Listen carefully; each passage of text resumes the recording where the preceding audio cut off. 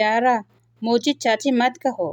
फिलीपीन में हम अपने से छोटे लोगों को आंटी नहीं कहते, सही है। पर अगर फिलीपीन चाहिए तो ढूंढ लो, ठीक है। लेकिन यकीन कर लो कि वो असली हो, फर्जी, फेक नहीं, समझी। बेस्ट ऑफ लक मेरी यार, अल्लाह हाफिज। लड़की सुनो, पाकिस्तानी फिलीपीन से क्यों मोहब्बत करती है? फिलीपीन लड़की बहुत अच्छा है, ठीक है।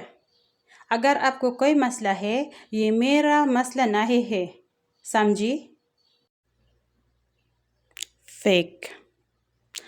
ओ मेरा भाई सुनो, तुम यकीन करो या ना करो, ये मेरा मसला नहीं है, समझी। अल्लाह हाफिज। अस्सलामुअलैकुम एवरीवन, कैसे हो? सबको ठीक है?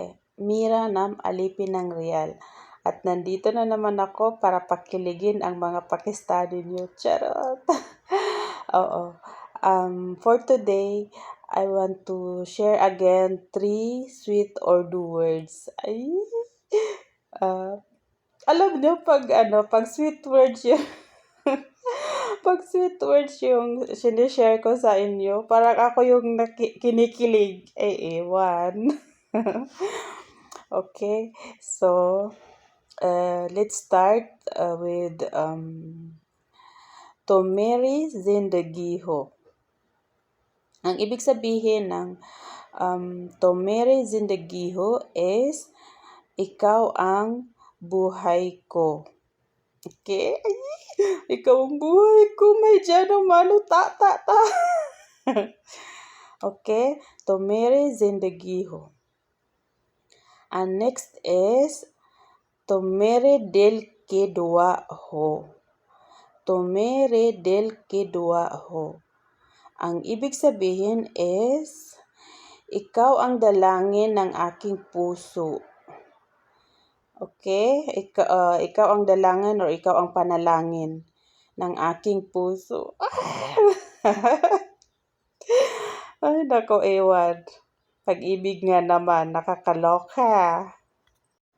At ang last word natin is Tomere liye sab kuch ho. Ang ibig sabihin ng Tomere liye sab kuch ho is ikaw ang lahat sa akin. Iwan ko na lang. Kung hindi pa kiligin si Janomano Tata nyo, iwan nyo na. Diba? Sinabi mo na sa kanya yung mga matatamis na salita. Tapos hindi pa rin siya tatablan. Iwan nyo na. Maghanap kayo ng yung ma-appreciate yung mga sweet words. Charis. So that's it for today. And per melenge. See you on my next video.